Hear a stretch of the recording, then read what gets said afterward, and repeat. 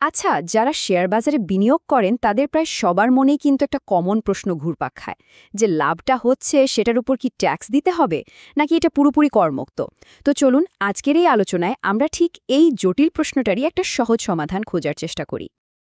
তো মূল প্রশ্নটা একদম সহজ, শেয়ার মার্কেটের লাভ কি ট্যাক্সেবল নাকি ট্যাক্স ফ্রি? শুনতে সহজ মনে হলেও উত্তরটা কিন্তু এতটা সোজাসাপটা না। চলুন এই কনফিউশন দূর করার জন্য পুরো ব্যাপারটা একটু ভেঙে চুরে দেখি। এই পুরো বিষয়টা পরিষ্কারভাবে বোঝার জন্য আমরা কয়েকটা ধাপে এগোব। প্রথমে দেখব লাভের ওপর করের সাধারণ নিয়মকানুন কি, তারপর আসব ক্যাপিটাল গেইন বা মূলধনী লাভের ট্যাক্সের হিসাবে, এরপর আলোচনা করব ডিভিডেন্ড ইনকামের ট্যাক্স সিস্টেম নিয়ে, আর জানব কখন আপনার ট্রেডিং একটা পুরোদস্তুর ব্যবসা হিসেবে গণ্য হতে পারে। আর একদম শেষে সব বিনিয়োগকারীর জন্য থাকবে একটা কুইক সামারি। আচ্ছা, প্রথমেই একটা জিনিস পরিষ্কার করে নেওয়া দরকার, শেয়ার মার্কেট থেকে লাভ মানেই কিন্তু এক রকমের আয় নয়। আয়কর আইন অনুসারে এই লাভকে কয়েকটা ক্যাটাগরিতে ভাগ করা হয়, আর সবচেয়ে মজার ব্যাপার হলো প্রত্যেকটা ক্যাটাগরির জন্য ট্যাক্সের নিয়মও কিন্তু একদম আলাদা। তো শেয়ার মার্কেট থেকে আয় করার মূলত তিনটে রাস্তা আছে। একটা হলো ক্যাপিটাল গেইন, মানে শেয়ার কম দামে কিনে বেশি দামে বিক্রি করে যে লাভটা হয়। দ্বিতীয়টা হলো ডিভিডেন্ড ইনকাম, মানে কোম্পানি তার লাভ থেকে আপনাকে যে অংশটা দেয়। আর ৩ নম্বরটা হলো বিজনেস ইনকাম, মানে যখন আপনার শেয়ার ট্রেডিংটাই আপনার মূল ব্যবসা হয়ে দাঁড়ায়। চলুন তাহলে শুরু করা যাক ক্যাপিটাল গেইন দিয়ে। সাধারণ বিনিয়োগকারীদের জন্য লাভের সবচেয়ে কমন রাস্তা কিন্তু এটাই, শেয়ার কেনা বেচার মাধ্যমে যে প্রফিটটা হয়। ইনকাম ট্যাক্সের ভাষায় ক্যাপিটাল গেইন বা মূলধনী লাভ মানে হল যখন আপনি কোনো ক্যাপিটাল অ্যাসেট, যেমন ধরুন কোম্পানির শেয়ার, বিক্রি করেন আর তা থেকে আপনার লাভ হয়। মনে রাখতে হবে এটাকে কিন্তু একটা আলাদা ইনকাম ক্যাটেগরি হিসেবে দেখা হয়। এখন একটা খুব ইন্টারেস্টিং ব্যাপার আছে, আপনার কেনা শেয়ারটা কি কোনো লিস্টেড কোম্পানির, মানে স্টক এক্সচেঞ্জে ট্রেড হয়, নাকি আনলিস্টেড? কারণ এই দুই ক্ষেত্রে ট্যাক্সের নিয়মে কিন্তু আকাশ পাতাল তফাৎ। লিস্টেড কোম্পানির ট্যাক্সের নিয়ম বেশ সহজ, কিন্তু আনলিস্টেড কোম্পানির ক্ষেত্রে লাভের পরিমাণ যত বাড়বে ট্যাক্সের হারও কিন্তু লাফিয়ে লাফিয়ে বাড়তে থাকবে। লিস্টেড কোম্পানির ক্ষেত্রে হিসাবটা খুবই সোজাসাপটা, সাধারণ শেয়ার ট্রেডিং করে যে লাভ হবে তার ওপর ট্যাক্স দিতে হবে মাত্র 5%। তবে হ্যাঁ, একটা কথা আছে, যদি লাভটা মিউচুয়াল ফান্ড, ইটিএফ বা এই ধরনের কিছু স্পেশাল সিকিউরিটিজ থেকে আসে তাহলে কিন্তু ট্যাক্সের হারটা বেড়ে 10% হয়ে যাবে। আর আনলিস্টেড কোম্পানির শেয়ারের ক্ষেত্রে ব্যাপারটা একটু অন্যরকম। এখানে একটা প্রোগ্রেসিভ ট্যাক্স সিস্টেম কাজ করে, মানে লাভ যত বেশি ট্যাক্সও তত বেশি।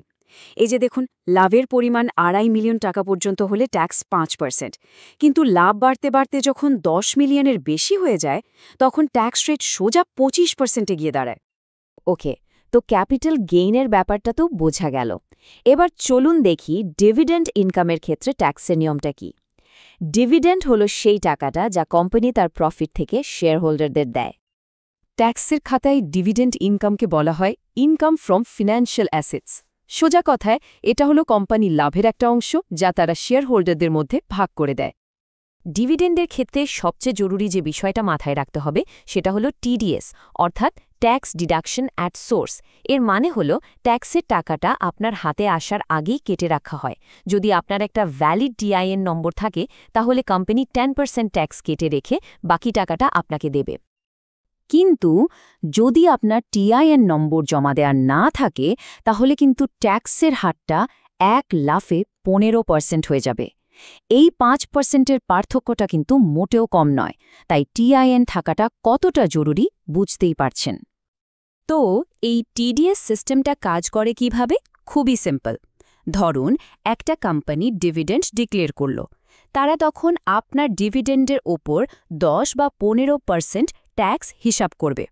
সেই ট্যাক্সের টাকাটা তারা সরাসরি সরকারকে দিয়ে দেবে, আর ট্যাক্স বাদে যে টাকাটা থাকবে সেটাই আপনার অ্যাকাউন্টে জমা হবে। আচ্ছা, এতক্ষণ তো সাধারণ বিনিয়োগের কথা বললাম, কিন্তু এবার আমরা একটা বেশ জটিল আর ইন্টারেস্টিং জায়গায় ঢুকছি। কি হবে যখন আপনার শেয়ার ট্রেডিংটা আর শুধু বিনিয়োগ থাকবে না, বরং একটা ফুল টাইম ব্যবসার মতো হয়ে যাবে? এটাই হলো $1 মিলিয়ন প্রশ্ন। ঠিক কখন একজন বিনিয়োগকারীর ট্রেডিংকে ব্যবসা হিসেবে ধরা হবে? মুশকিল হল আয়কর আইনে এর কোনো কাট অ্যান্ড ড্রাই রুল বা চেকলিস্ট দেওয়া নেই। ব্যাপারটা নির্ভর করে আপনার ট্রেডিংয়ের পরিমাণ আর নিয়মিত হওয়ার ওপর। যদি আপনার ট্রেডিং অ্যাক্টিভিটি এতটাই বেশি হয় যে সেটাকে venture in the nature of trade বা ব্যবসার মতো একটা উদ্যোগ বলে মনে হয়, তখন কিন্তু আপনার লাভটাকে আর ক্যাপিটাল গেইন হিসাবে দেখা হবে না। তখন সেটা হয়ে যাবে ইনকাম ফ্রম বিজনেস, আর তার ট্যাক্স হিসেব করার নিয়মকানুনও কিন্তু পুরোপুরি আলাদা। তো এত সব আলোচনার পর চলুন মূল পয়েন্টগুলো একবার ঝালিয়ে নিই। এটাকে আপনারা বিনিয়োগকারীদের জন্য একটা ট্যাক্স চিট শিট বলতে পারেন। এক নজরে মূল ট্যাক্স রেটগুলো দেখে নিন। লিস্টেড শেয়ারের ক্যাপিটাল গেইনে ট্যাক্স 5% আর মিউচুয়াল ফান্ড হলে 10%। আনলিস্টেড শেয়ারের ক্ষেত্রে লাভের ওপর ভিত্তি করে ট্যাক্স 5 থেকে 25% পর্যন্ত হতে পারে। ডিভিডেন্ড ইনকামের উপর টিডিএস হল 10% যদি টিআইএন থাকে, আর না থাকলে 15%। আর হ্যাঁ, খুব বেশি ট্রেডিং করলে সেটা ইনকাম ফ্রম বিজনেস হিসাবে ট্যাক্সেবল হতে পারে। সবকিছু জানার পর শেষ প্রশ্নটা কিন্তু নিজেকেই করতে হবে। আপনার ইনভেস্টমেন্ট স্ট্র্যাটেজি কি ট্যাক্স ফ্রেন্ডলি? এই যে নিয়মগুলোর কথা আমরা জানলাম, সেগুলো আপনার বিনিয়োগের সিদ্ধান্তকে কিভাবে প্রভাবিত করতে পারে, এটা কিন্তু ভেবে দেখার মতো একটা ব্যাপার, তাই না?